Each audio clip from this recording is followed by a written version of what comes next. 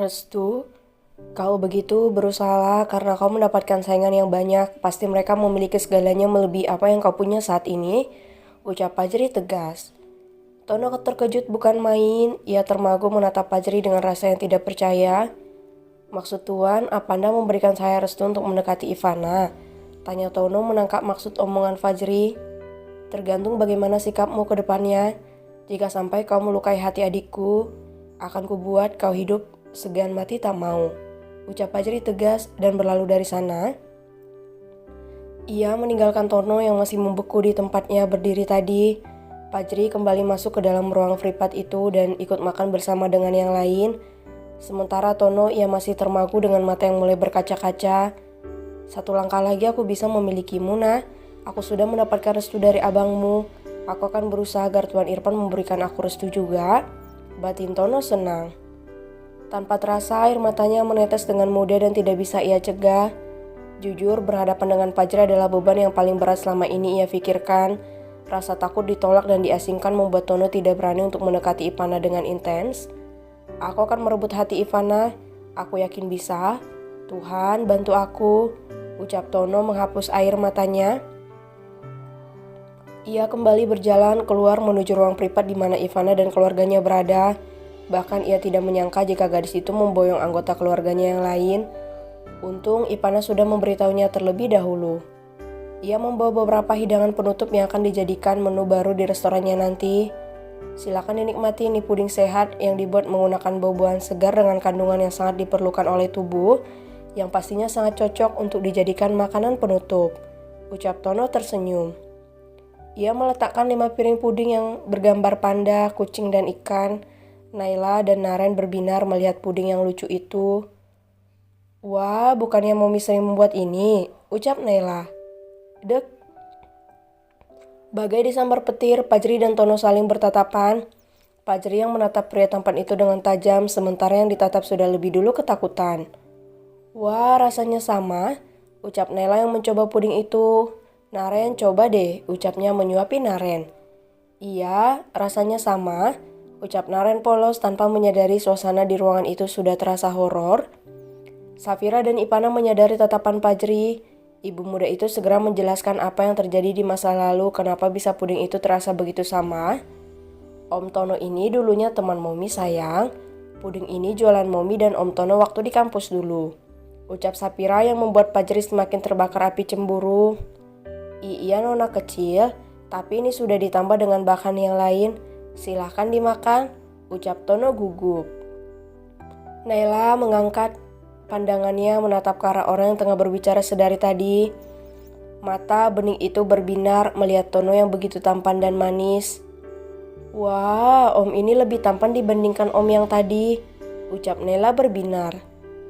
Dek, kini giliran Ivana yang terkejut sambil menatap Naila. Kenapa gadis kecil ini begitu ember dan tidak bisa menjaga rahasia? Ah Tuhan, kali ini apa dia akan marah kepadaku atau dia semakin bucin dan cemburuan? Lala, kamu membuat Nana masuk ke dalam lubang buaya lebih dalam lagi. Batin Ivana meringis. Om yang tadi? Siapa maksud Naila? Apa ada yang bertamu ke rumah Ivana tadi? Batin Tono cemburu. Sementara Fajri tersenyum puas melihat telinga Tono yang memerah karena menahan cemburu. Rasakan itu, batin Fajri tertawa.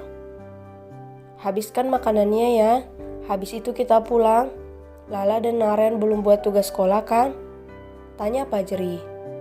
Belum Dedi, Nana nanti kita naik motor lagi ya, ucap Naila senang. Naik mobil aja sama Dedi ya, ucap Fajri.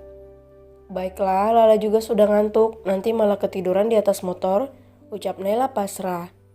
Mereka menghabiskan hidangan itu hingga tandas, bahkan Tono juga membungkuskan beberapa potong untuk calon mertuanya. Bilnya tolong, ucap Fajri. Gak usah tuan, makanannya memang saya persiapkan untuk menyambut kedatangan Anda, ucap Tono tersenyum. Serius? Tanya Fajri mengernyit. Iya, saya serius. Tuan Fajri, titip ini untuk calon mertua saya. Terima kasih, ucap Tono tersenyum semirik. Kau berani menyuruhku? Kau antarkan saja sendiri, ucap Fajri menolak. Baik, terima kasih atas undangannya Tuan, ucap Tono tersenyum senang.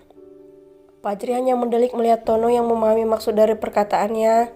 Mereka segera pergi menggunakan mobil dan meninggalkan Ipana yang masih duduk di dalam ruangan itu. "Nah," panggil Tono yang duduk di sebelah Ipana.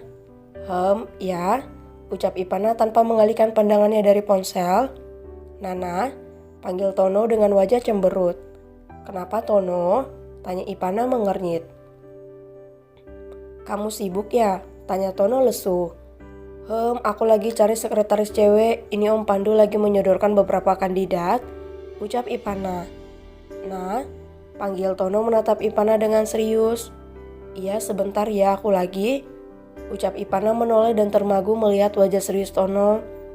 "Kenapa wajah kamu serius seperti itu?" tanya Ipana mengernyit.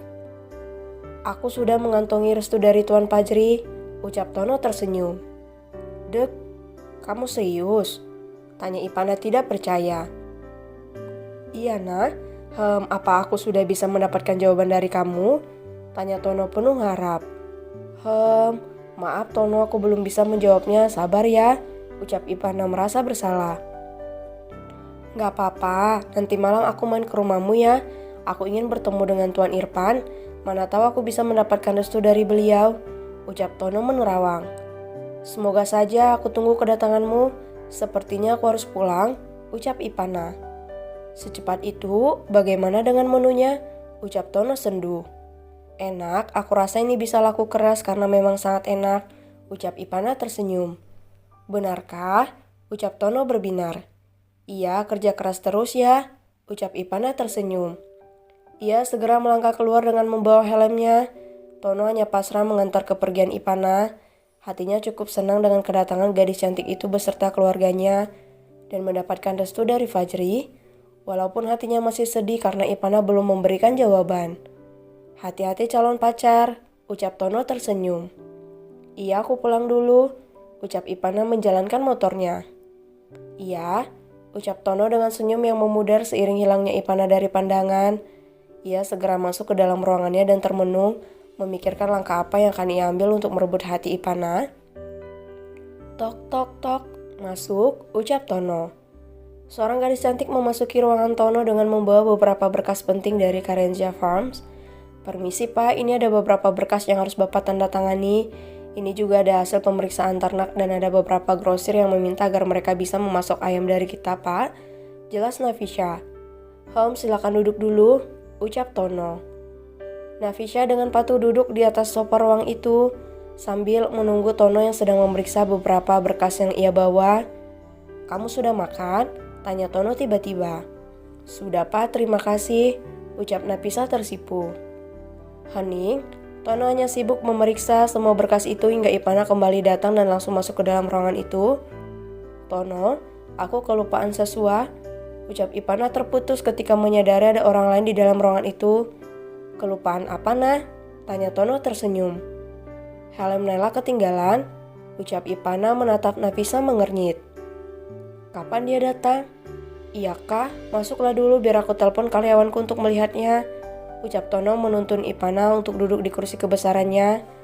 Ia menelpon karyawan untuk menanyakan helm milik Nela yang tertinggal tadi. Sementara Ipana dan Nafisha saling menatap tajam satu persatu. "Sial, apa mereka ada hubungan khusus? Kenapa sainganku seperti dia?" batin Nafisha. Sepertinya sekretaris ini menaruh hati kepada Tono. Ini tidak bisa dibiarkan dia hanya milikku. Jangan harap ada yang memilikinya selain aku, batin Ipana bengis. Ketika Tono selesai menelpon, ia merasakan atmosfer yang mulai memanas. Ia melihat tatapan dua gadis itu terlihat sangat menusuk. Gelek. Apa yang terjadi di antara mereka? Batin Tono menjerit. "Nah," panggil Tono lembut membuat kedua gadis itu menoleh ke arahnya. "Kenapa? Apa ada masalah?" tanya Tono berjongkok di hadapan Ipana. "Tidak, apa kamu sibuk?" tanya Ipana lembut. "Iya, ada sedikit pekerjaan. Ada apa?" tanya Tono.